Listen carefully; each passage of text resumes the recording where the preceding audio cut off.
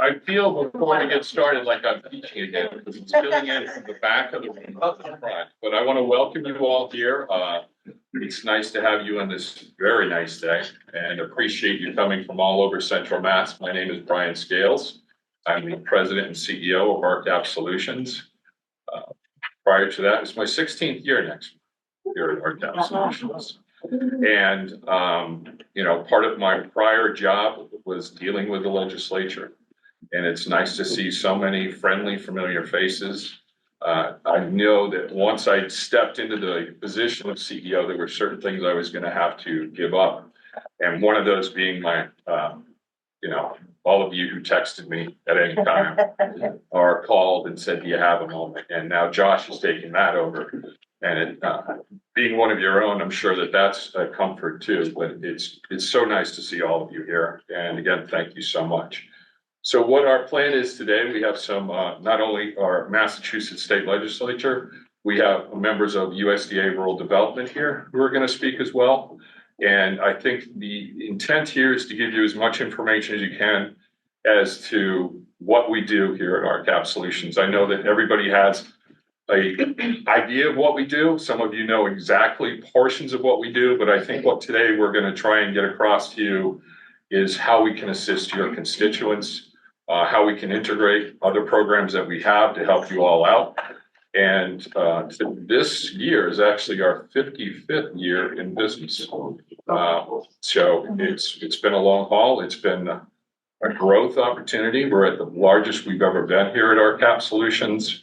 And certainly we're very happy to be able to assist you and your constituents and appreciate your support of RCAP Solutions always. So I'm going to start off by opening this up to two speakers to just give some opening remarks. First, we have Representative Dave LeBeau from Worcester, who's our sponsor. So I'll pass it on to you. Thanks so much.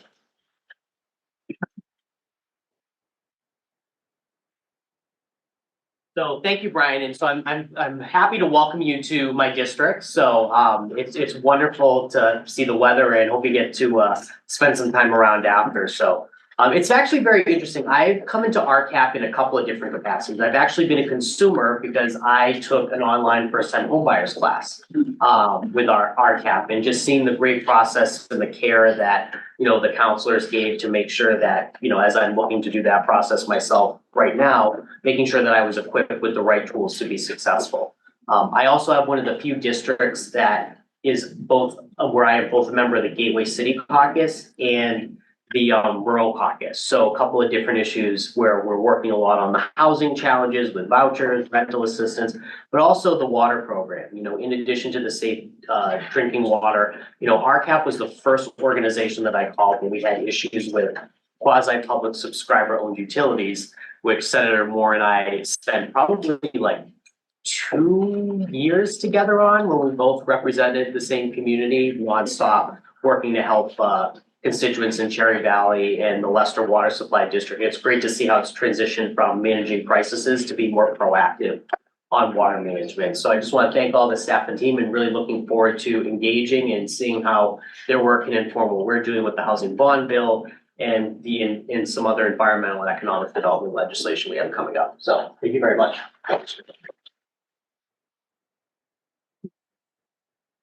Thank you, Rep. I just want to recognize Senator Moore, Representative Higgins, in addition to Representative Donahue in the back, and my representative, Kimberly Ferguson from Bolton.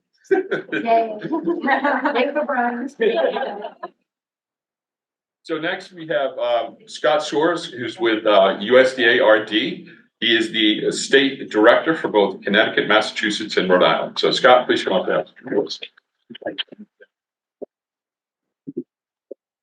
I always get nervous when there's applause before I speak. So, but thank you very much, Brian, for the invitation to be here today, and thank you all for coming and for the work that you do. I think in some ways we're all service providers, and ultimately we see this as an opportunity to really spread the good word about what we do and the resources we have at USDA Rural Development. But one of the things I often like to do, because the name USDA is affiliated with what we do, is ask the group that I was speaking with, how many of you know of or have worked with USDA Rural Development in the past? Okay, a few of you. Not surprising. You're actually doing better than I was. This is my second time around in this position. I was privileged to serve at the tail end of the Obama administration and was asked to come back by the Biden-Harris administration. So I'm here as a representative of that administration here today. And I came from a job as Commissioner of Agriculture here in the Commonwealth, and was embarrassed to say when I first got the position that I knew very little about what USDA Rural Development did and does. Despite the fact that we are a USDA agency. I thought it was agriculture, but in fact, and I have one slide when I have more time to talk to folks that starts out with a picture of somebody in a white smock with a hard hat and the USDA grade A egg seal and USDA organic seal and a meat stamp, and we do none of that. In fact, our roots go all the way back to the earliest Dust Bowl days, back to the Resettlement Administration, 1930s, first Farm Bill. When we were really designed at that point to help expand utilities and services out to those very rural communities that had no services to begin with, no housing opportunities, no access of service to those facilities. And that's in our DNA to this day. And it's followed us through to the work that we do. So I think it's safe to say that for USDA Rural Development, we are perhaps the least known, most impactful, especially for rural communities. Of the USDA, 18 different agencies, 110,000 employee organizations that we're a part of. And through loans, grants, guaranteed loans, we administer a suite of about 70 programs at this point, and across a range of rural business, rural community, and for individuals, housing programs itself. So you might have heard Brian mention housing. A lot of what we do actually dovetails with what rural RCAP does. And as a result, we're very happy to have a strong partnership with RCAP that's in fact growing, and just as of this week, had meetings to discuss more about how we could work with RCAP on the delivery of our housing programs at the same time, recognizing that that's an ongoing need across our communities, rural or otherwise. And I know that you all have some handouts on the table we provided. One is a summary of programs we often refer to as our Bible. And the other is the calendar that actually is also our fiscal year 23 annual report that gives some examples of some of the programs. And the idea of that calendar is to keep us basically front and center year round, that you can learn a little bit more about rural development of the breadth of what we do. And we have more of those, so if you know of any municipalities you work with, individuals you work with, you want more of those resources, happy to send them electronically, hard copy, including the guide that gives a pretty good snapshot in matrix form of the various programs that we administer. But I heard we were going to be here just for lunch. I had to really truncate what I was going to say because we could go on for days and have a weeks-long conversation about what we do in rural development. But it's good to know that, I hope you'll take away from this, that you have a starting point, that if any of the issues come up in your own communities, around housing, around community facilities work, regardless of what that community facility work may be. Give you an example, we financed a bridge project. You might think that's a transportation project to begin with, but because that bridge was a critical need, and that's the key for us in our facilities work, it was a critical need for that community to be able to access health and safety services, think fire, ambulance services, within a short amount of time. We were able to justify the financing of that bridge as one of our projects to ultimately provide that critical service to that community. So no project is typically out of the realm. And I've often told the staff with rural development that we always start at Navy and work to yes. So those conversations about what projects folks have in mind is critical for us. You're going to hear a little bit more about some of the detailed programs we work on from Lyndon Nichols. He's here with us later on in this meeting. We're fortunate to have folks like Lyndon on the team who have been with us for, I'm not going to say how long, but long enough to have a great background in depth in the details of our programs, how the programs work. And I would encourage you to follow up with me, Lyndon, after the meeting, and we can introduce you to the other members of the team as projects develop. In fact, just last year, to give you a scope of what we do, we financed across, so we're pretty unique. We're a 3-state jurisdiction, the only 3-state jurisdiction in the country, Connecticut, Massachusetts, and Rhode Island. Last year across the 3 states, we financed, and this is perhaps one of our lower marks, but we financed $170 million in projects that included infrastructure needs of communities housing needs, and through thankfully the historic investments of the Inflation Reduction Act in particular, we've seen a real uptick in our ability to serve energy conservation and renewable energy generation, not only on farms, although you'd expect that based on our USDA heritage, but also in rural small businesses.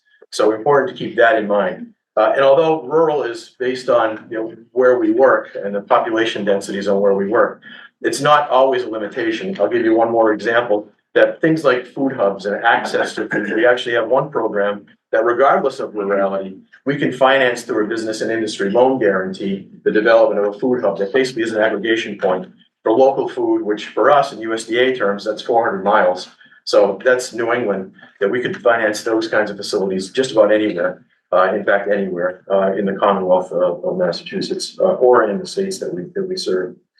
Again, you'll learn a bit more about those programs from Lyndon. We're just going to skip across based on the time constraints that we have and in the interest of your time on a beautiful Friday.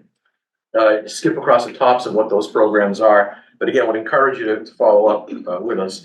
And perhaps no surprise, I've already mentioned it, we can't do any of this work alone. We're a pretty small but mighty team. I know that's used perhaps too often, but we have about 44 staff that service those 70 different programs that I mentioned across the 3 states. So partnerships are very key for us. Fortunately, we've had a very strong partnership with RCAP, as I mentioned at the top, that's continuing to grow. And looking forward to doing more of that work through technical assistance provider work that we're financing through USDA to help support not only access to programs that RCAP works with outside of USDA, but with the programs that we also deliver through USDA itself. So with that, I was asked to be short. I'll close out with just again a thank you for all of you. And I know from my own work over the years in public service, I know it can be often and more often than a thankful job, a thankless job. But know how critical the work is that you do. The comments that I'm fortunate to receive based on the privilege I have with the position that I hold, to hear comments from folks like, I never thought I'd be able to own a home. Like I never thought that we'd have water service to our own community. I never thought we'd be able to put our own community facility together to service our folks. I never thought my grandparents would be able to stay in their home. It's really a heartfelt programs that really have significant impact and lasting legacy impact that not only build generational wealth for the folks that we work with, but also leave legacy for the communities that they live within. So please don't hesitate to follow up with us. Any projects, any work that you're doing with the communities that you represent, let us know, bring us into the conversations. We're really open to leverage and grow our partnerships so that we can better outreach on the work that we do. And ultimately better serve the public that we all collectively serve through the programs and services that we provide. So thanks very much. Sorry if I took more time than I should have. But again, thank you for all the work you do to support our efforts and for letting us be here today. Thanks a lot.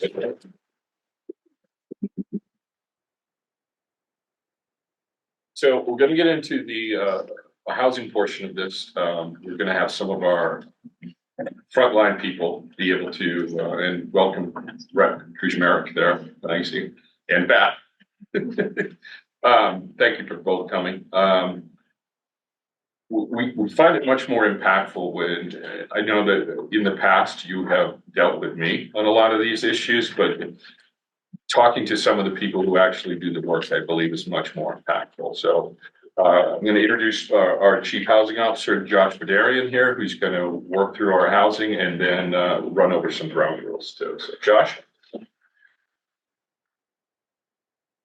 I'm actually shocked that they put a slide up for me because previously there wasn't one that existed. So I would force Rep. Kuchmarek to sit up front if he wasn't such a nice guy. But so welcome everybody. I'm Josh Badarian. I'm the Chief Housing and Compliance Officer. Like Brian said earlier, I am one of you. I am a mole for the legislature at RCAP Solutions. I previously worked for Representative Benson when she was still in office, who covered the 37th, or what was then the 37th Middlesex District, which covered the towns of Lunenburg, Shirley, Harvard, half of Acton, Boxborough, half of Acton, which I have not memorized and still recite in my sleep.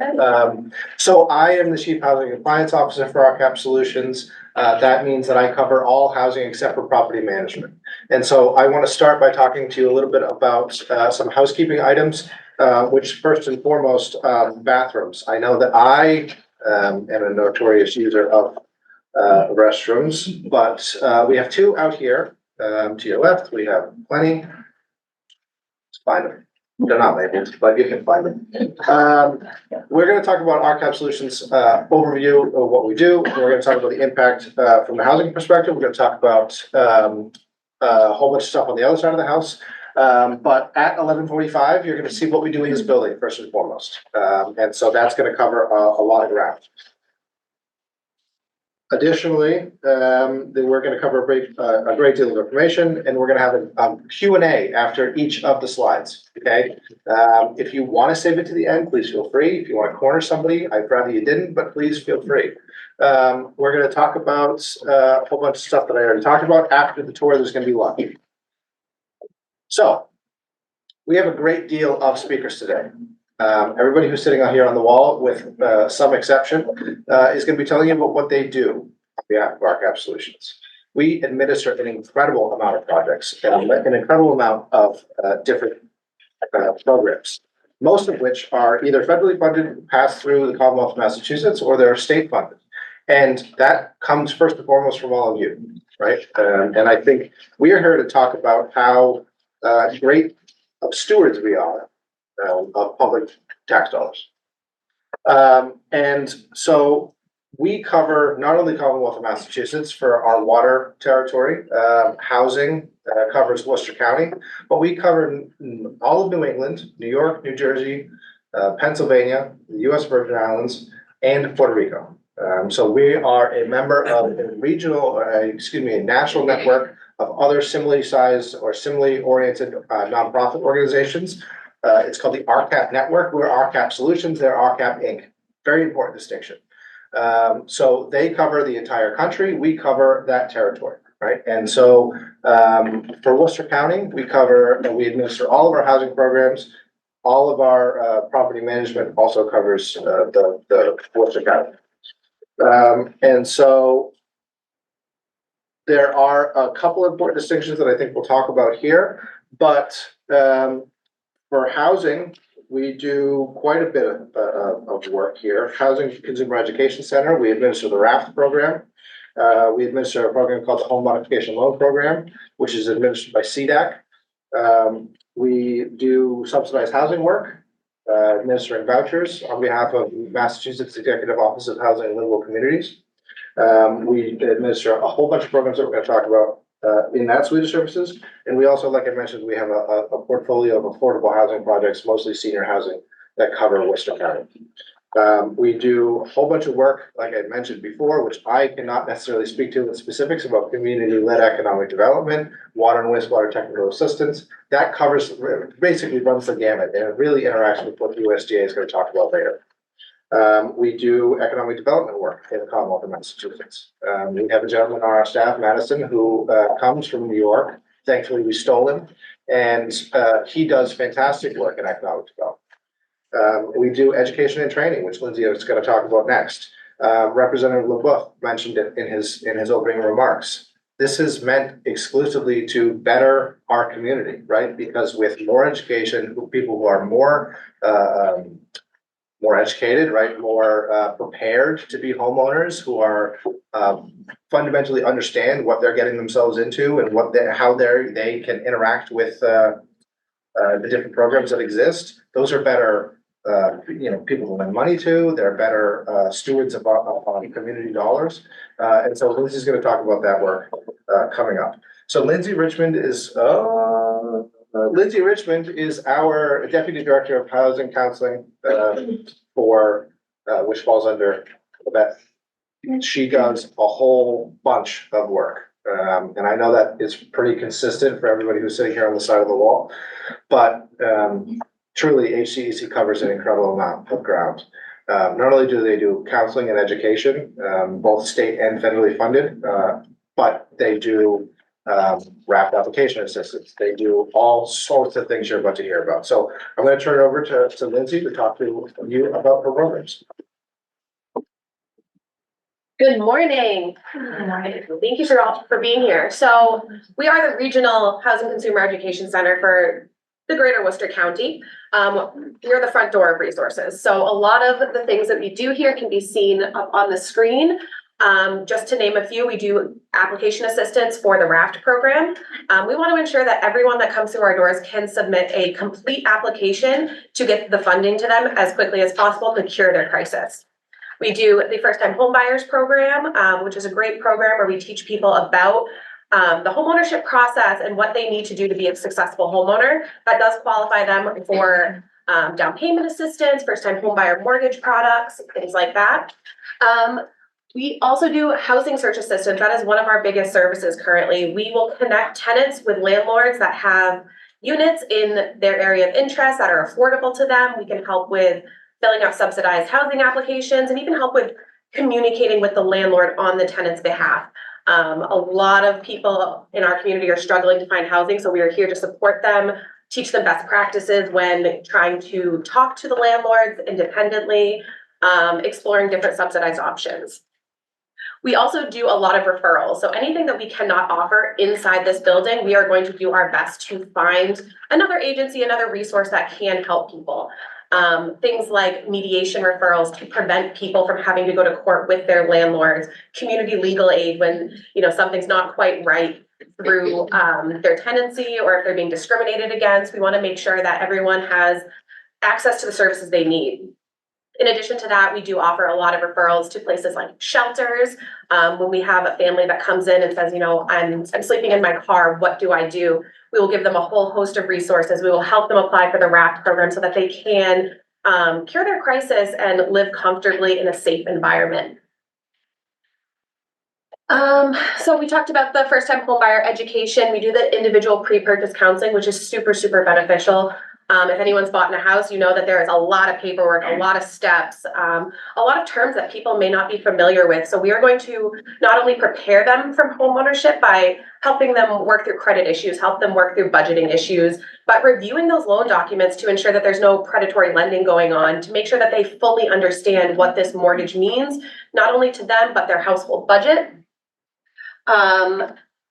And if someone comes in and they're like, my credit's just not that great, my budgeting skills aren't that great, and I don't want to buy a home, we will help through that. Those are free services that we can just help to ensure people are comfortable, are using their money wisely. One of our other workshops that we offer is financial capabilities. We talk a lot about credit and budgeting so that people can take what they learn in the class and apply it to their everyday lives. And then if they need that one step further of help, they will come into us for one-on-one counseling. So since January 1 of last year, we have helped 538 with one-on-one counseling, workshops, people that have come through our front doors asking for help, which I think is incredible. We do have a very strong team of individuals, but there is not that many of us. And we held 24 workshops. So that is the first time home buyers. That is that financial capabilities that I talked about. And that is also a post-purchase homeownership class.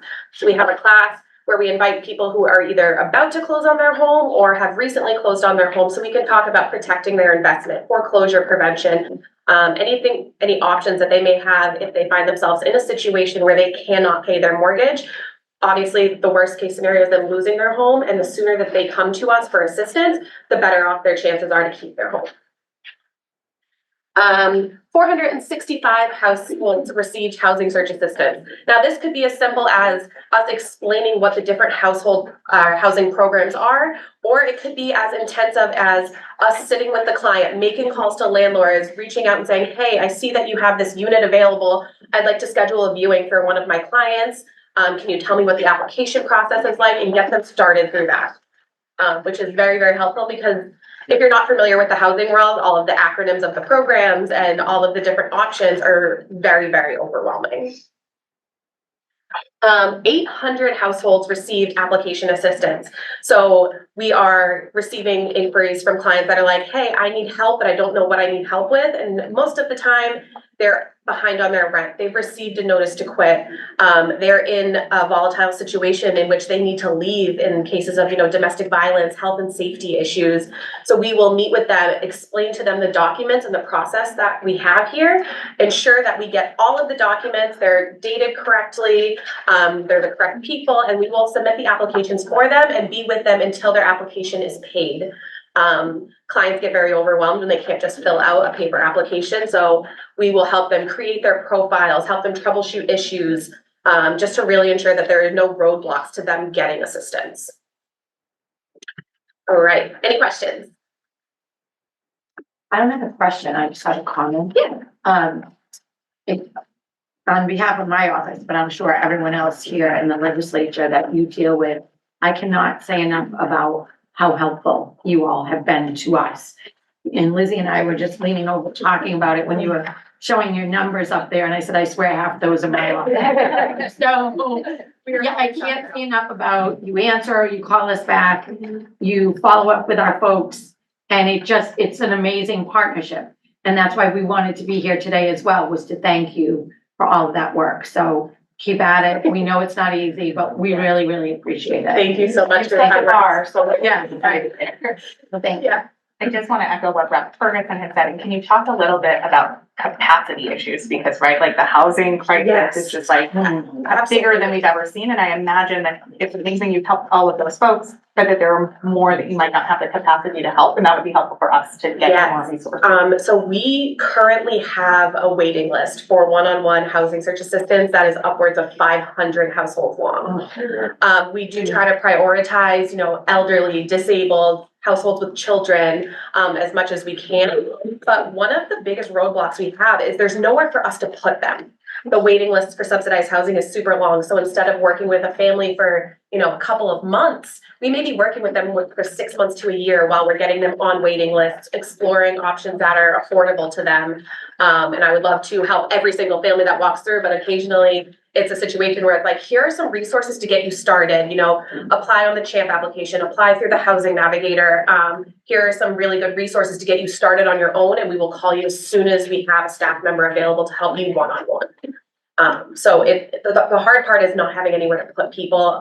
As everyone I'm sure knows, the rents are so astronomically high. Most regular families can't afford that, and we would never want to put someone into a unit where they clearly can't afford it. They're going to end up evicted. That's going to be another strike against them on their record. So it's definitely difficult. Absolutely. Anybody else?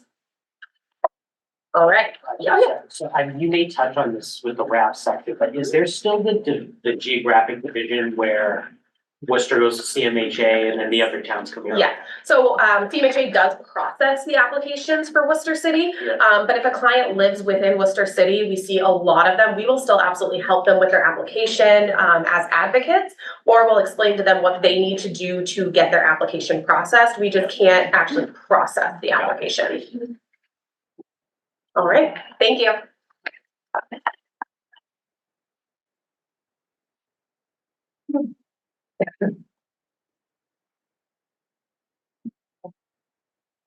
Rotate so we can see. I realized, I think immediately that I could not see the PowerPoint, so I apologize in advance for rambling. So thank you very much, Lindsay. You're going to hear a lot about the work that we do here today, and we're going to talk about RAP next, but I think the most important piece is that you're going to see a trend, right? Lindsay talked about what we can do in terms of diversion, right? People come here who are normal folks, we're diverting them. Let's talk about RAF now, and let's talk about how we help those folks who are in crisis. So Jahira. Jahira is our deputy director who oversees the RAF program, and she'll be able to speak more eloquently about this. Good morning, everyone. Thank you for being here. As you can see, I don't do this normally. I'm more working on applications and so forth. So like Josh said, I oversee the residential assistance for families in transition, which is also called the RAP program. We help families with up to $7,000 in a 12 rolling month year for struggling renters who are going through rent arrears. If at one point we did help with stipends, that is no longer within our admin for FY24. We assist with security deposit, first loss and security, startup cost. If they are homeless or on the verge of being homeless, we will help them with $1,000 for furniture, moving expenses, and so forth. Like Lindsay said earlier, and I guess someone did ask in regards to the CMHA RAF processing, there are 3 agencies that would work with RAF applications at the moment. when it comes to Worcester County. It would be RCAP Solutions for Worcester County, CMHA for Worcester residents. And there's also Nan McKay, the RAP Center. I don't know if a lot of you guys are familiar with that, but there would be a time and point where the third party would be involved in the overflow of applications. So not necessarily our agency would be the one processing the application. That third party will also be involved. As of January 1st, 2023 to present, we have helped 2,572 families. The money and the streets have been received for those families for $22,507,267, which is very big with the small amount of folks that we have here in the office processing. So this is really a big deal for RCAP Solutions. Our team is dedicated to assisting these families when it comes to making sure that they are housed and they have a place to live with their families. The total amount of RAFT applications processed by RCAP Solutions has been 10,519 up to present from 2023. Approved has been 24.45%. The denial rate is 18%.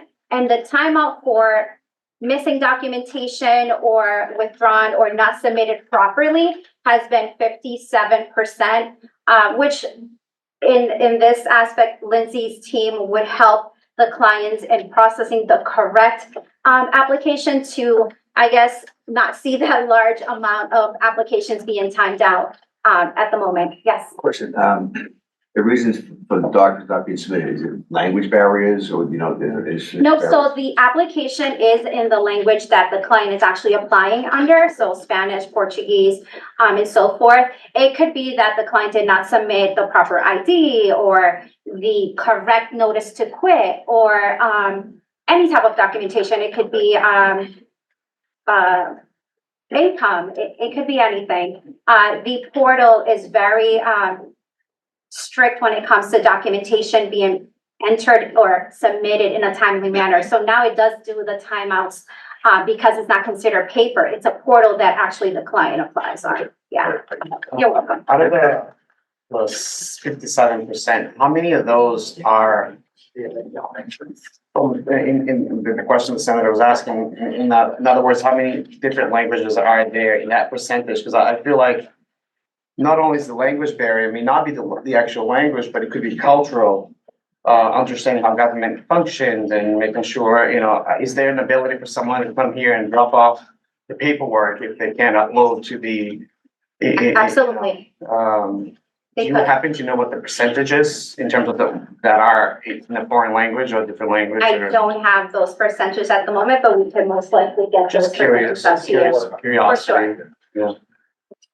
Could you maybe talk to us, you know, because my understanding of the portal was that like, once you submit, you can't go back and edit it.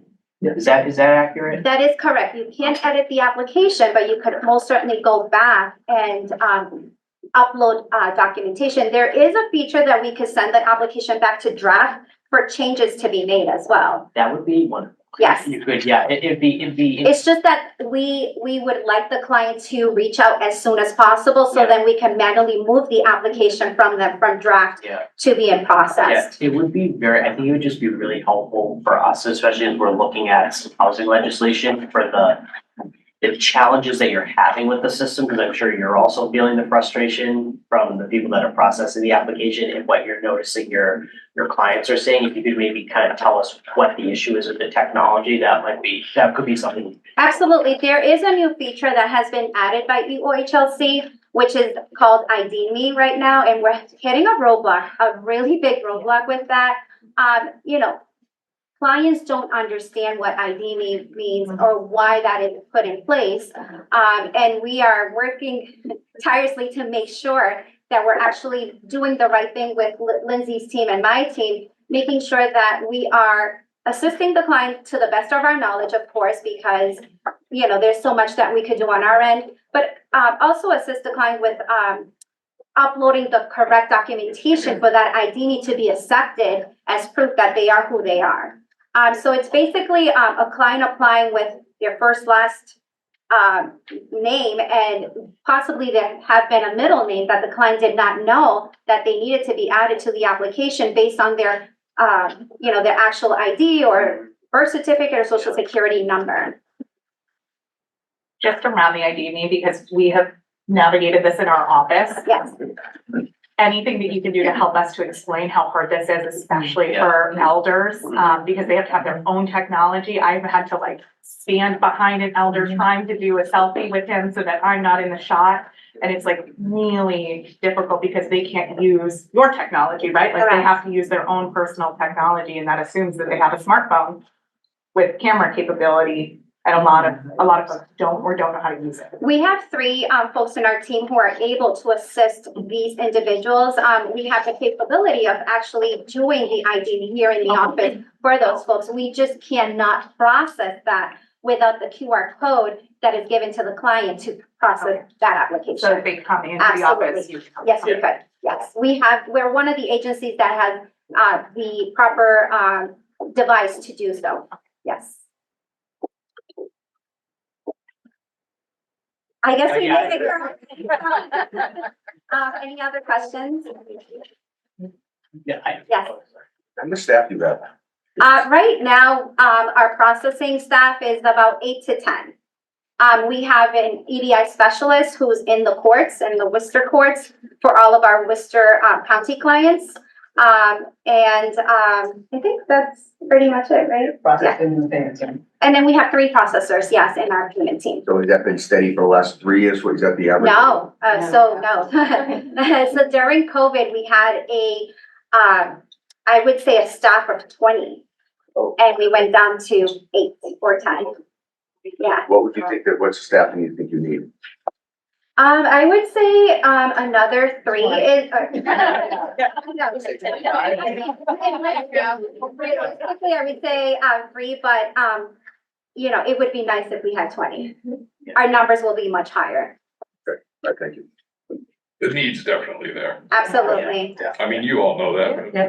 And even so, we have a small team. Our team is very dedicated to assisting these families, and they love what they do. And we try to do the best that we can to, make sure that everyone stays housed and helped throughout the year. Yeah. You're welcome. So just another thing that would be really helpful also to us to help you is, because I know obviously you get calls from us when our constituents can't figure out what's going on. If you could maybe document what are the most common issues that either we're reaching out to you about or you're hearing from people, that would kind of help us to kind of fix some of this stuff. Because this, I think what's really on our end, what's really frustrating is that the technology is hurting your job. Absolutely. It's not supposed to do that. I mean, at the beginning, what the roadblocks were clients not understanding that there was a need for the landlord's email to be added to their application initially. So then that landlord can receive that email and understand that they have to do a part of the application for those applications to be matched and then, of course, worked on. The other roadblock that I see is that the landlords are not giving the right documentation when it comes to arrearage. Mm-hmm. They think that just giving them a notice that they owe money is enough, but we have to follow an admin plan that says, no, it has to be a notice to quit. So those are more of the roadblocks that we see. Can I add a roadblock? Yes.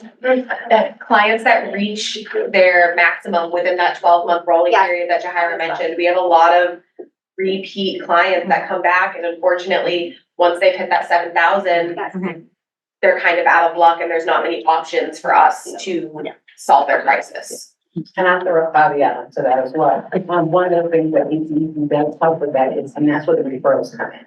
So basically, you hit your max. Let's reach out to these organizations because they may have a pot of money that they can assist you with. But at the end of the day, because of those guidelines and like that term constraint of that rolling 1 year, our hands are tied. And a lot of the clients don't seem to understand that. Well, if I owe $10,000 and I got $1,200 left from last year, why can't you go?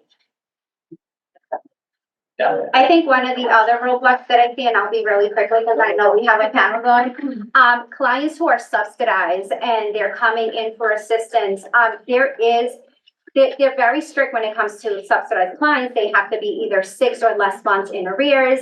And there has to be good cause, not only because they have a notice to quit, would be found eligible for the funding. They actually have to prove to us, well, to the agency and to EOHLC, the reason why they fell behind on those 6 months or less than 6 months in arrears, having a subsidy. So that's another thing.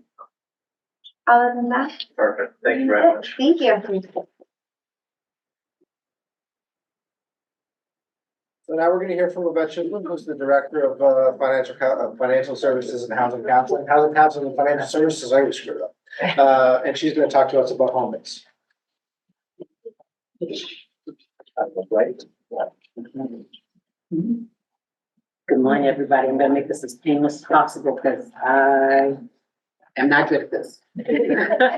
So, under financial counseling and housing counseling, financial services, so you got me doing it now. And housing counseling falls RAPT, ACEC, home base, secure jobs, and the home occupation loan program. So I'm gonna tackle home base today. And home base is basically in place for our families that are currently or eligible for EA emergency families shelter.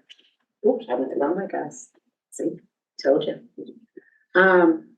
So home base is a financial benefit for up to $30,000 over a 24-month period to assist families experiencing homelessness stabilize their housing situation. Families experiencing homelessness have to be eligible for EA emergency family shelter or currently in place in an EA family emergency shelter. So as you guys can see, what's eligible under that $30,000 is, it could be first and last security, but understand that the security does not apply for subsidized units. So this would be just a market rate unit in order for us to pay the last month's rent. The other things are broker's fee, monthly rental stipends, and that's an income based. Relocating to another state, furniture for up to $2,500, moving expenses, utilities and arrears for up to $5,000. Educational and training is also a part of that, but that's an EOHLC approval. So it's only for some people. RCAP facilitates home-based, RCAP facilitates,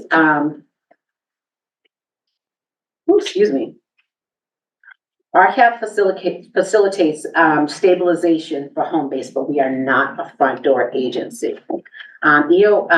Emergency family shelters, I'm doing a horrible job here. My nerves are I did better sitting down. I should have did this sitting down. Excuse me. So the EA family shelters, basically they handle the front door, and then agencies such as SMOC and the shelters then hand off the clients to us when we stabilize. We stabilize those clients over a course of the program, which is 24 to 36 months. Now, RCAP's role is also, the other thing that we do is in regards to CMHA or MARC or smaller EA shelters who are front door agencies.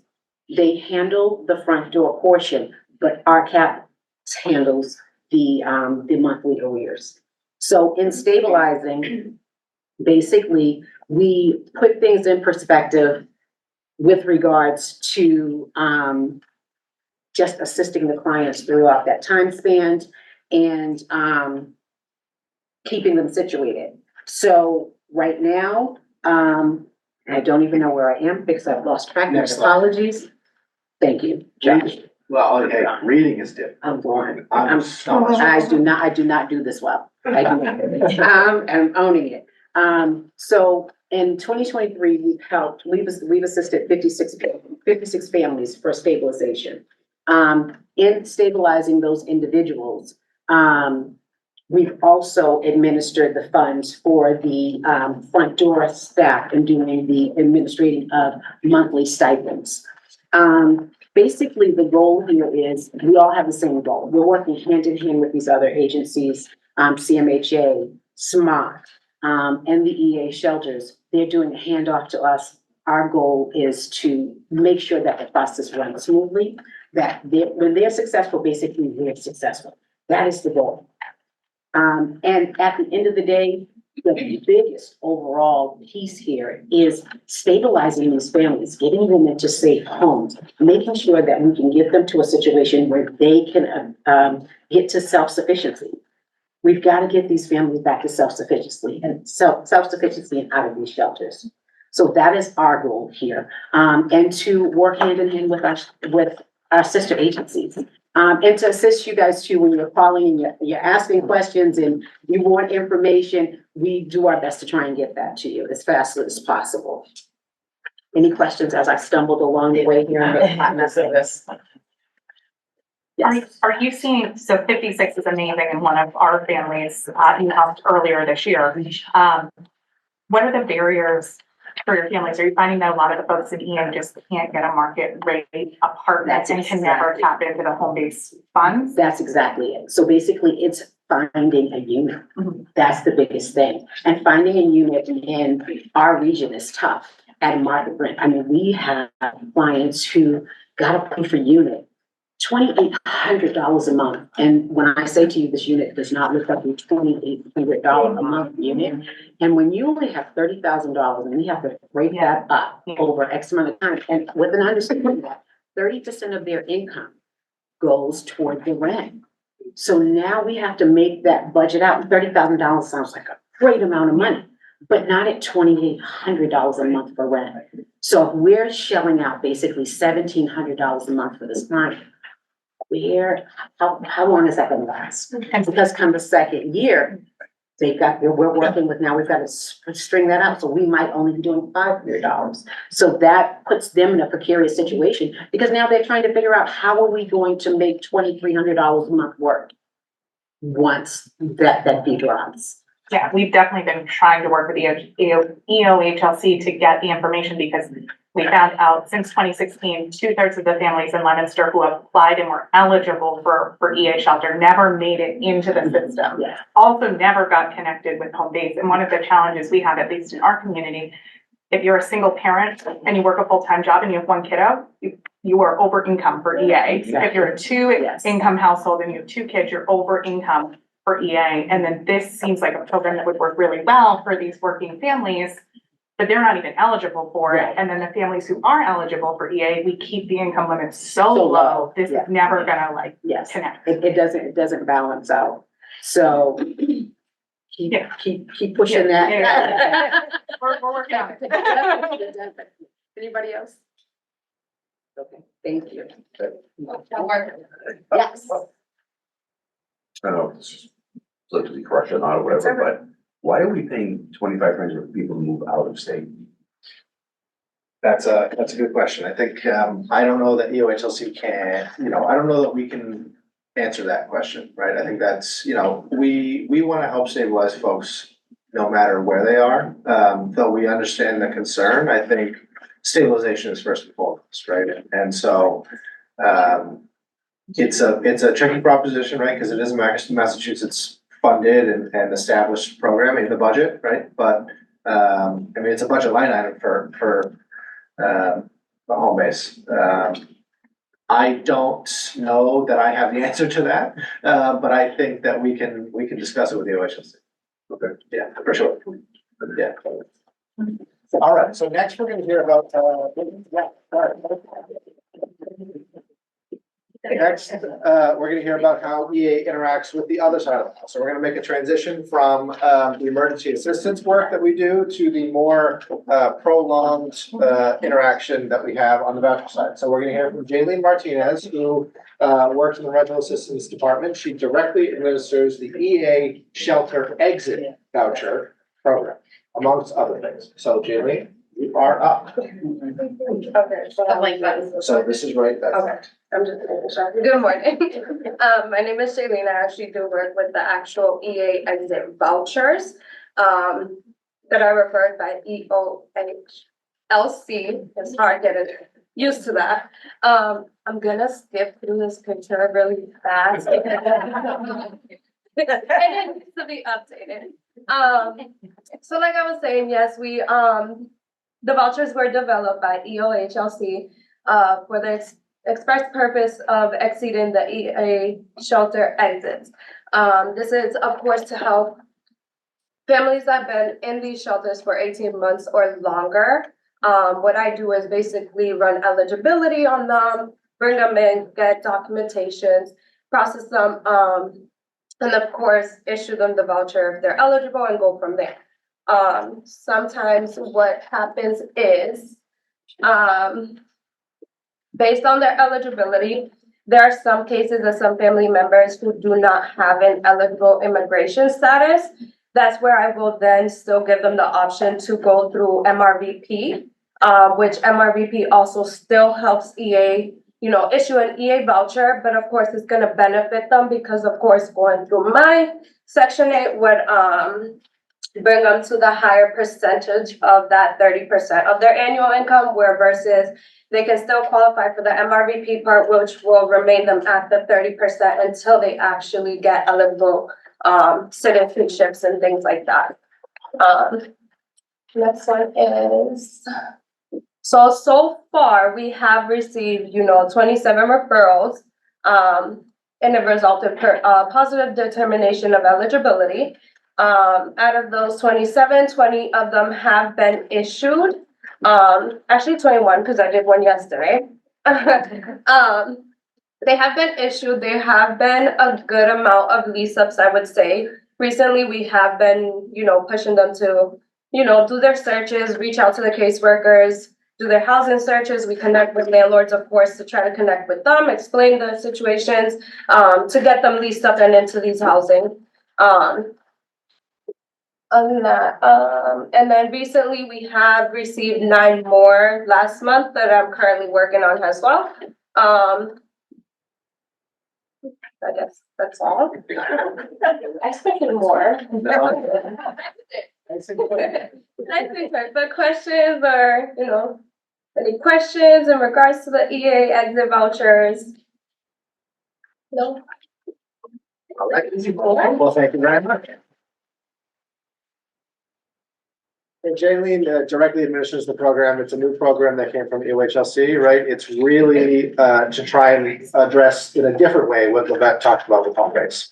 So we're going to move on to talk about the more traditional subsidized vouchers that we administer through RCAP Solutions through EOHLC. And here to talk about that is the Deputy Director of the Rental Assistance Program, Susie Rich. Right and left. Yeah. Hello, my name is Susie, and I am so excited to be here to share with you all our great news on our program. We talk a lot about people that are homeless and not housed, but in our program, we have lots of people that we have helped from start to finish, from the waiting list to actually getting people roofs over their heads. It's not easy these days, and you all know it. It's not enough, as the other panelists have said, there's not enough stock out there, but we have been able to house a number of families that has really made a difference in their lives. We've issued over 3,000 vouchers. Now, when I say 3,000 vouchers, those are actual housing vouchers, which means thousands of individuals have been helped by this. And we see that impact, and it's exciting to us to see the impact that we've made on these family members and the individuals. We cover several of the programs. We work from the waiting list. We do selections almost every week to give everybody an opportunity to try to get on the program, as long as we are able to assist. They go through the process, we screen them, we determine their eligibility, we get them on, and once they do that, they're tasked with finding the unit. Once they find the unit, we go through the process of leasing. We work in conjunction with the landlord. It's almost like a little triangle. So we have the voucher is issued to the family. We have a contract with the landlord. And the landlord has a lease with the tenant, just like any other family would do. We also are tasked with, HQS inspections, housing quality and, standards that we must adhere to make sure that every individual is living in a safe unit. That's one of the major priorities of the program. Health and safety, is one of the things that there's no compromise on. Like I said, over 3,000 vouchers issued, so you can imagine the families that have been impacted, by that. And you can see the total. We haven't done this by ourselves. We haven't done it alone. We have help, we've had help from the communities, partners, other agencies, and that's what we rely on. We'd like to continue to do this good work. It's positive for all of them. Any questions? The 3,000 vouchers you mentioned, are they permanent or like what do you have to renew every year? No, in a sense that once you're issued a voucher, unless you, do anything to get the voucher terminated or anything, you do have to recertify every 2 years. If you're, we have a biannual schedule for some are yearly, depending on what type of voucher it is, and we administer lots of programs. We actually have more than those 3,000 vouchers because we have so many others. But yeah, you would have, they're permanent unless you violate the program. In regards to the inspections, do you guys have the authority to mandate the landlord to fix, or do you then have to rely on a different agency to tell them to, okay? No, our inspectors are tasked with to tell the owners what they need to fix. Okay. We give them an opportunity to make the repairs. If they're not made in a timely manner, then we do hold the payments. Okay. We don't like to hold payments. We want to pay landlords. We want to get that done. And this question, maybe this is for all the RCAP employees or workers here. What do you see the main challenge to get the word out of this program to the community? Because I know my neighbors and people that I know that are eligible for some programs for fuel assistance, and then because of the application process is so bureaucratic in so many ways, and whether it's a voucher or, and sometimes I have to physically, give me the documentation, I will mail it in, I will send it in, kind of facilitate that, because we have mental health issues, we have different, and understanding the constituents and how can we be an advocate to them, and at the same time be able to share these programs with the community so they are aware of these programs. And I know that's, even for us as legislature, we have a hard time making sure everyone has that information, which I know education is key, but then what is the main issue? What can we do to make sure everyone is aware of these services? So we're utilizing these funds. Yeah, what we have tried to do is, we've been present at fairs, we have a presence online. A lot of things regarding the applications and that sort of thing. RCAP doesn't have control over. We're under EOHLC, and so that process we can't change a lot of times, and they're under HUD, so it goes back to the government. So kind of goes back to that's where you guys are. But we do everything we can to get the word out there. We want people to apply. We want to help as many people as we can. Our waiting list is very long, but that doesn't deter us from having people come in and try to apply. Thank you. That's what we like. That's what we want. What are the most frequent reasons that a unit would fail the inspection? Most common? A lot of it is children under 6. We have to have that lead, that lead certificate. A lot of things, chipping and peeling paint. We cannot, lease because it's a dangerous, a hazard. So those are the most common, but we have found owners, that have wanted to do the work more because it's to their advantage. Right. This is only making your property better, and it's not it's increasing your value. Yeah. So do you see a percentage of when people have to turn in vouchers? Cause you know, we hear the story, we hear this often, and I know your team's been great at helping us, but like, someone has a voucher and they have the time period with the extension, they still can't find an appropriate unit. Yes, so it is unfortunately time limits and those, again, are out of our control. Right, So basically a voucher is issued for 60 days.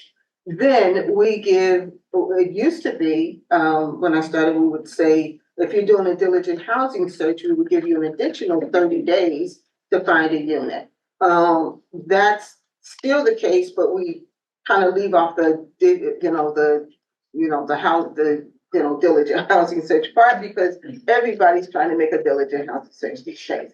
So they get the 90 days and then you can ask for a reasonable accommodation extension, which will give you, we can increase it based off you if you're disabled or elderly, based off your medical need. So we can extend it that way.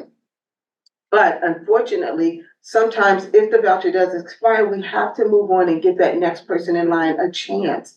That's only fair. Everyone needs to have an opportunity.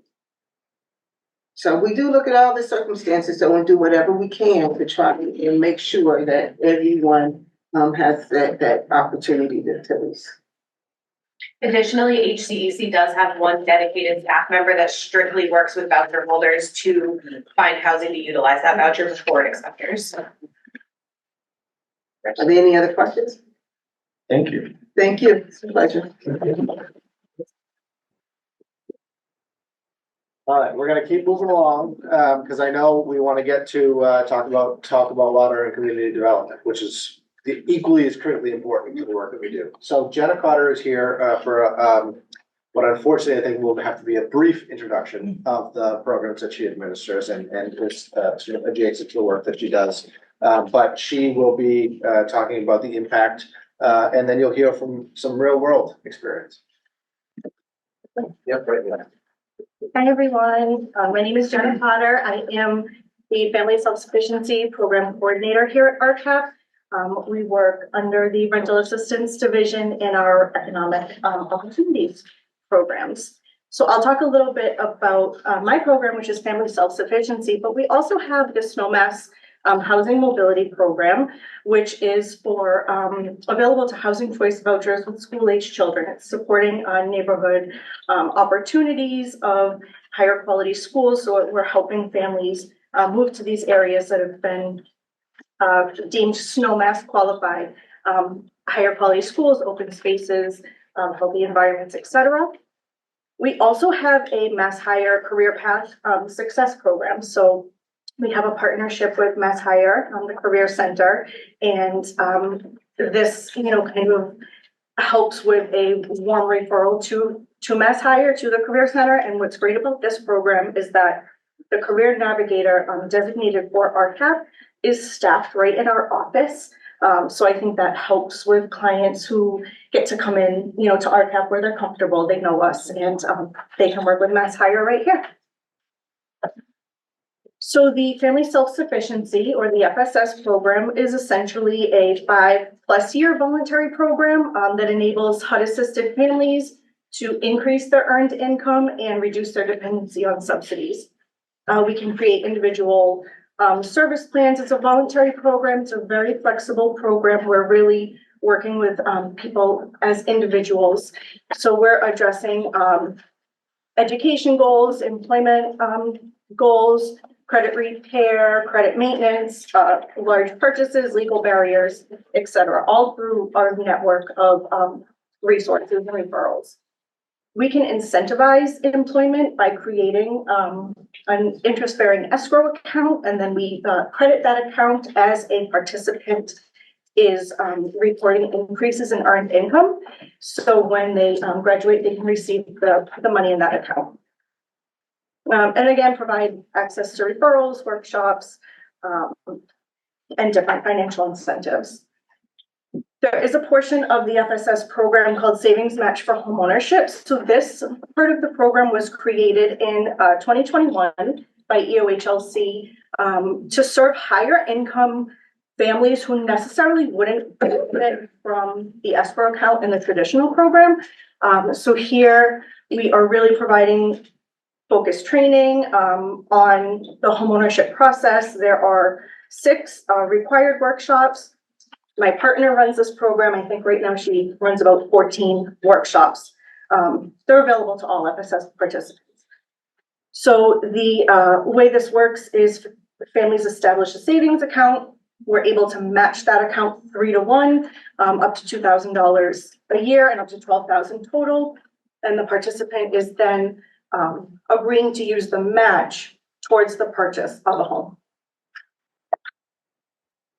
Just a couple fun facts, EOHLC's FSS program is 7th largest in the nation.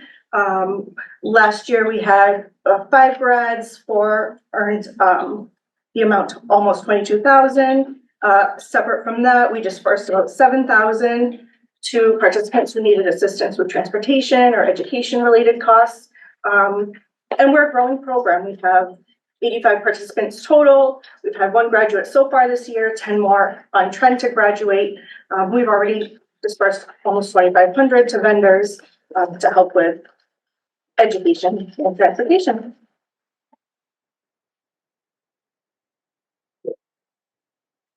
Any questions on FSS?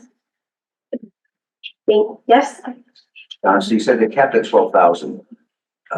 Yes. That's really not a big amount for. No, but coupled with their savings, then there's also an Are incentive. they capped on how much they can have in their savings? No, nope. There's also a homeownership purchase incentive of $5,000.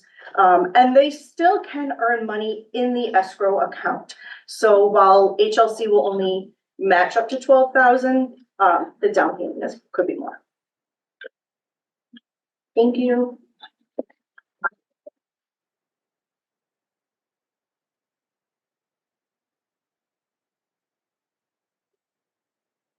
So I'm going to introduce, or did you want to introduce yourself? So Latoya's here to speak about her personal experience with one of the programs here. So I'm just going to pass it right over to her. Thank you so much. No problem. Hello, good morning, everybody. It is a pleasure to be here before you. Thank you for asking me to be able to come in and to share my experience and the overall impact that the program has had on my life and my children. It's one thing to hear about everything that RCAP, gives out to the community and what the program does, but it makes a big difference when you hear it front and center from a person that is actually working for. So I won't get into too much of my background history and what my life was prior to becoming a participant of RCAP, but what I will tell you as I stand before you as a woman of color. So that's the first challenge that you get to see when you're thinking about the housing crisis and all the challenges that comes with people of color and the disparities and things, so the challenges that we have to face. Being brought into a world that I didn't ask to be into, being the youngest of 16 siblings, both parents deceased. I was homeless and pregnant at the age of 16. So prior to coming on to RCAP, I've already had the odds stacked against me from the very beginning. And so coming into this program, RCAP has helped me in a way that I never thought I would be able to see for myself. When you grow up in impoverished neighborhoods, when you grow up being the first to graduate from high school, the first to complete a college education, it becomes, you don't know better to do better because of the lack of knowledge and stuff like that that you've been brought into. But being a part of this program, RCAP, I would have to say, has been one of the best programs and the best opportunities that I had in being able to create something better, not just for myself, but better for my children. I did not have to become the product of my environment based off of what I came from. I've never been a person to make excuses for the life that I've lived and didn't ask for. But I know once you become a certain age and you have the right to know right, you do better, and better was something that I had to do because I wanted better for my children. The programs that I took advantage of was everything possible that RCAP was willing to offer me. I wasn't a participant that just said, hey, I got a voucher, they're gonna help pay my rent, and I'm gonna just sit back at home because I know that if I lost my job, RCAP can then take over the responsibility of paying the full amount of my voucher if I was unemployed. But I was one that said, no, I don't wanna be part of statistics, I wanna be better. And to whom much is given, much is required. It's one of the models that I tend to believe in. And so the staff here is one of the most important pieces of the puzzle of this program. You know, they're not just individuals that work with you as your case managers. I have been blessed enough to be able to have some individuals that I don't look at them just as case managers, but they have become like a professional family for me just as well, because they take the time to understand the individual that they are working with. They have become a big piece in my family and my life and working with me through the whole process from the moment that I got my voucher to educating me on the different services and the different programs that they offer and helping to see me through each process of it. I always talk highly of one of the FSS program, Jenna, because she has been like my little guardian angel through the process of becoming part of the program. I'm not gonna look at you because I see you crying. I didn't want you to do that. And when I truly tell you, she has blessed me so much when RCAP has decided to create this FSS program to become family self-sufficient. And I know when you spoke earlier and you said, you know, just hearing clients be able to say, I never thought that I'd become a homeowner. I was one of those individuals, you know, what it's gonna take for me to become a homeowner. But because of the services and the different programs that RCAP offer, I don't look at it being something impossible now. Because I have obtained the education in regards of the financial literacy component of the services that they have. I have completed the home ownership program and a bunch of other different programs it was that they have offered me. Not to mention, I'm also a participant with the Snowmass program. You know, being able to take my children out of areas that I know are not gonna benefit them in regards of the impoverishments and the things that you have to see when you're living in the city, and had the blessing of being able to relocate just last month to the town of Shrewsbury. And, you know, every day I still have to pinch myself when I pull in the driveway of the single family. It may not be mine that I own, but it's mine because God blessed me with an opportunity to know what the experience is of what it's gonna take for me to become a homeowner, because I declare that I will become a homeowner, especially because I'm participating in the FSS program, which I graduated in May. So it's just one more step closer for me in being able to obtain something that I didn't see for myself, but have the ability to see so much further because of the services that RCAP provide. And so, I'm very thankful for the opportunity. I'm very thankful for being able to be a participant of the program. This is real life, as an individual, not just here to just say it because, you know, these are the services that offer. This is lived experiences, you know, with me. And I'm happy to say that, you know, through the process, not only of learning the different services, but through that process, you also get to discover who you get to be as well, you know, because financial literacy, something, you know, that it becomes a lack of knowledge, you know what I mean? It's not taught, you know, from childhood. If you're living already impoverished neighborhoods and, you know, education, those components that are necessary and essential, you know, to become a product of your environment. And so not only did I take the tools in which I've obtained through the program, but I said, I want better, I'm gonna do better. And, you know, I went back to school, I furthered my education. I just re-enrolled and started, you know, completing my education to become my master's for licensed social work that I'm obtaining through Framingham State University. You know, I sat on the Human Rights Commission Board for the city of Worcester for 6 years just as well. Things that I never thought that I would have the opportunity to do so if it wasn't for the amazing people and the staff at RCAP.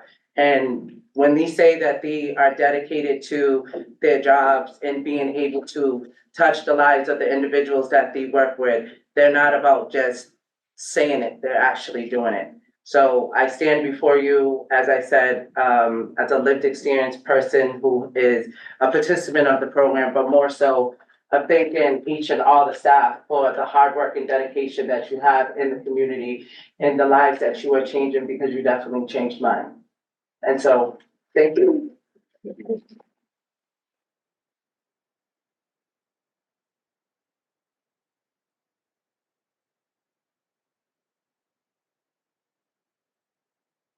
That was really fantastic. Thank you so much for. I didn't even ask if you guys had questions. Thank you so much for telling your story, and we of course appreciate kind words, but I think more so, I think we appreciate what we've been able to accomplish together. So thank you very much for that. I also want to recognize Representative Frost, who was able to join us throughout the program. So we're going to move on. We're going to talk about something that is not housing, but at the same time is housing. So I'm going to introduce Jenna Connor, Jenna Day. I'm going to introduce Jenna Day. Jenna Day is now our Director of Development, but used to oversee our community environmental resources. Thanks, Josh. Sure. Thank you all. So we heard a little bit from Scott about the partnership with USDA. We get USDA, EPA, and HHS dollars to work and give free technical assistance and training to small systems, whether they're drinking water, wastewater communities in the region. Oh, that's good. So I do want to make one quick announcement. So with some of our EPA dollars and with the Health Foundation of Central Mass, thank you, Rep. Sina, and Rep. Pignatelli and Senator Eldridge, we had a bill before trying to get into legislation to protect private well owners. It went to study. We may have a path forward. So you'll hear more from us about this. I just wanted to kind of flag it for you. That's not dead yet. So we talked about the RCAP larger network across the country, and then this is our footprint here in New England. So, we really try and give the rural communities every tool that they need to achieve success, sustainability, and be able to work without us someday. So it's whether it's technical, financial, or managerial assistance. I wanted to bring Lyndon to talk a little bit about the USDA rural development relationship. Not sure we got that headshot. It was a while ago. Thank you. I appreciate being here. I don't know why Scott never wants to say how long I've been with the agency. I'm more than proud to say, especially we have a very young workforce, and I started during the Reagan administration. So it could have been Lincoln for all they knew. I've been around for a while. Very proud of it. We have Still want to age you.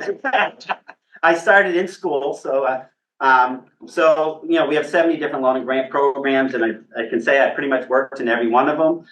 If nothing else, the takeaway today is this book for you and your staff. This is a tremendous resource. It's broken down by our housing business, utilities, telecommunications. A quick reference, you can take a look and see what we provide, where we can provide it. We're under the Department of Agriculture because we work in rural communities, which is defined by population. And just to make it confusing, every program has a different definition of rural based on the population. And we are in places that you wouldn't consider rural, especially if it has to do with ag production or food security. And for instance, under our business programs, I financed the chamber in Fitchburg, the Register of Deeds rehab out of the GE building, youth field, the Mass Youth Hockey Field in Lancaster, many facilities across the state. We have product stewardship that works with solid waste out of Boston, youth build out of Somerville. So we are everywhere. And when Scott asked for a show of hands, I can guarantee I've been in every one of your districts and every one of the communities at some time.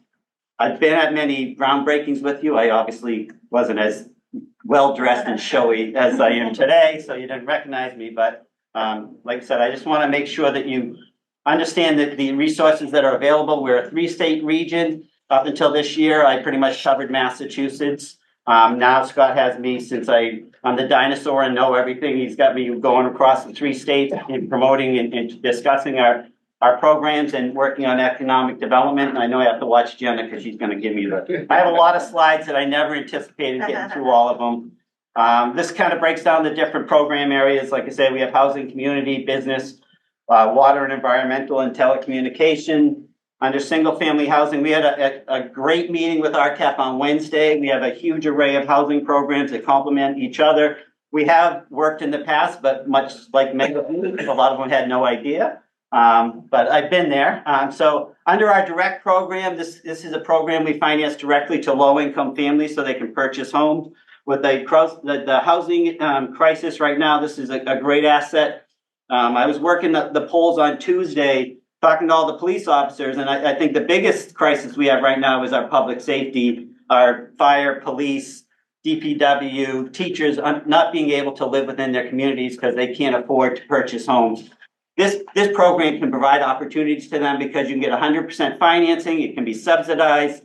So a lot of them can afford to purchase homes. They may not be able to find them based on the current market, but it provides an opportunity, and I try to go to the communities and explain to them, please make sure that your staff understands there may be opportunities within our programs so that they can get within your community or closer to your communities.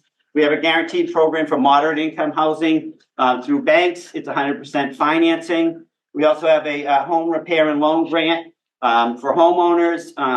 This is great, especially as we have our population is aging in place, and we want to try to keep our seniors at home, make sure they have health and safety issues, a nice accessibility.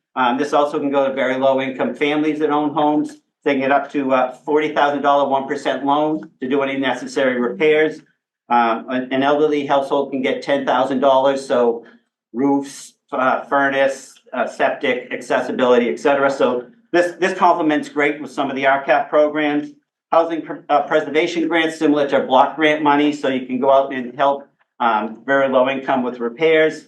And we do self-help similar to Habitat for Humanity, which we do a lot of financing for them. But we can also provide opportunities for sweat equity, where you get a nonprofit that oversees and they all participate in the building of their homes. This just gives you a quick idea of these are the communities that they're eligible. The other thing about, I don't expect you to become an expert, you got to work 36 years in the programs. So you can actually go to the website, and we have a site for every program. You can put an address in there and it will tell you whether it's an eligible site. Any question, have them contact our office. I'm not in the book, but my cards are back there. So. Community facilities, so we do direct loans and grants. We do police stations, fire engines, police cars, you name it. It's based on population of 20,000 or less. As far as the grants, that's based on median household income, based on the state median household income. So grant funds are somewhat more limited. So we typically use those for ambulances and vehicles, equipment. We've done like computers at senior centers, etc. We also have a guaranteed for the community facility program. That's what we did the Mass Youth Soccer fields with. We also have economic impact grants. We can provide assistance to try to address some of the issues in the rural communities. Community Development Initiative grants, similar. So a lot of these grants we provide to nonprofits. They provide technical assistance, and they can help the communities find the assistance that they need. Emergency Rural Health was one that we had last year that came out of COVID. That was huge. We got millions of dollars of grant funds to communities. That's unheard of. We're hoping someday some of that funding comes back. And I think that's a quick shot of that. You just give me the cut on here. So this gives you an idea. So these are the grant eligible communities. I try to cover some of Worcester. As of this year, we're going by the 2020 census. So it had a fairly big change on where we can go and what we can do. And then we do also look at census designated areas as well. So that expands it for some of the communities. And it goes there. Water and environmental, I'm not going to spend a lot of time because I know that Jim's going to talk after me, so I figure I'd take some of his time because I'm more entertaining than Jim. So we do loans and grants for water, wastewater. RCAP is one of our biggest partners. They go out, they get grant funds to provide technical assistance. They assist with the application process. They do a great job for us across the whole country, actually. This is what they get for the technical assistance. Pre-development grants for development of projects. Some of the communities can apply for grant funds for engineering and development. Solid waste management, like I mentioned, product stewardship out of Boston. So we do some stuff with solid waste management.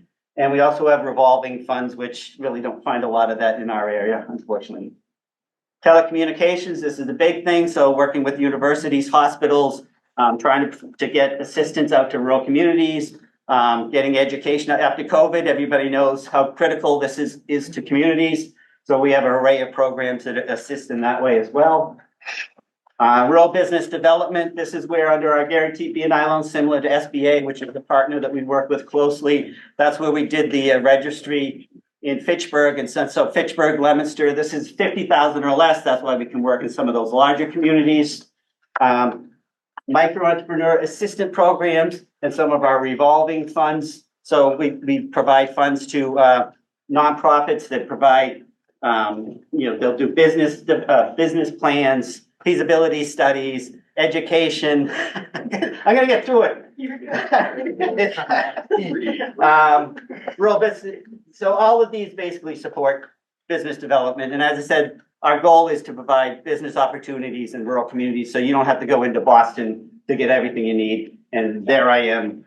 Ian Correa is now the area director for Massachusetts, and there's our fearless leader, and my cards are in the back. And I think I did it in record time. So.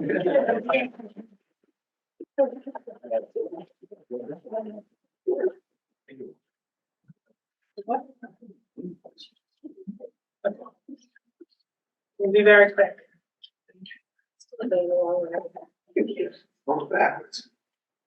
So we have Jim Starboard and Lori Stevens to talk some about the water and environmental programs from USDA and how they have worked here in the community. This is the larger impact of across our region.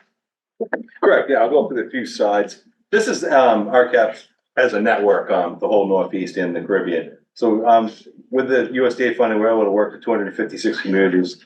And considering the small communities, 370,000 plus people served in those communities. Quite a lot of trainings. That is our colleague Carlos in Puerto Rico in his recording studio, I call it. But we do a lot of training, sometimes in person, but since the pandemic, a lot of the training has gone online, seems to be preferred by the operators and personnel out there. And trained over more than 2,000 professionals, and those could be water operators, wastewater operators, or even board members, select board, sometimes even legislators. And leveraged, we leveraged over $54 million last year in 44 different projects. In Central Mass alone, 2 projects I want to point out in the last 3 years that we leveraged 35.8 million. One of them being Hardwick, which we're going to hear a lot more from Lori about, was the 2 wastewater districts in town, $22 million plus for they've helped them get a consent order by EPA. Still they're actually working with the drinking water district now. The other one I want to point out is the wastewater plant in West Brookfield. It was 13.1 million. We're also working at the Brookfields as well too. So still kind of like when the housing says is sometimes an emergency portion of it when they're on an order, so we help them get on an order, but then we try to be more proactive moving forward so they don't get back into those orders after we leave. So before I was going to say that, just a little bit more on what USDA does. It really enables our field staff to be able to do all kinds of work, GIS work, train operators in that GIS mapping, asset management plans, capital improvement planning, training office staff on different aspects, kind of like betterments or helping them meet the loan obligations after they get funded by USDA. But most importantly, we do a lot of applications for infrastructure upgrades, get the funding. To get the engineering funding on the pre-planning grants, and then get the full funding in order to do the real construction, if you will. And like I mentioned, we've done a lot in Central Mass, Route 9 West under the USDA programs, Leicester, quite a lot. We've touched upon every water and wastewater district in town, but really intensely in Cherry Valley Water and Wastewater. Town of Hardwick, again, we've worked with pretty much every water and wastewater district in town, still there with the water district. But much like Leicester, they have a lot of independent districts. And Warren, again, in a lot of independent districts, but we've done a lot of town work in there, the Warren Water District and West Warren. And the funding for USDA allows us to work with these communities at no cost. And we can work closely with town administrators, select board, water and wastewater boards, and operators, and help them build sustainable operations and bring their systems back into compliance. But I really wanted to introduce Lori, who's going to talk a lot more about the work in Hardwick, and that was a really big project. Okay, yes, so we worked with Hardwick. I started with the rate study. The proposed project was for a new pump station and then the rehab of the Gilbertville Water Pollution Control Facility and the wheelwright. So thanks to USDA, they got almost over $25 million for this project. There was some state funding in there, but really, they couldn't have done it without all of that funding. And it's still, they ended up with about 5.6 million in loans. So they are sewer enterprise fund, so it means the financials are a little separate from the town, but they are on the backs of the town, so it's a lot of things going on in there. When we want in there, in addition to what USDA wanted us to do, the Department of Revenue had identified things in the past that they weren't adhered to, so we helped them get in line with those items. We conducted a budget analysis, reviewed the existing and future debt requirements, conducted a cost of services analysis, performed a rate study, and designed a new rate structure. Evaluated and reviewed options for betterment allocation and provide training for the staff as it relates to utility management and the financials. Any questions? Thank you.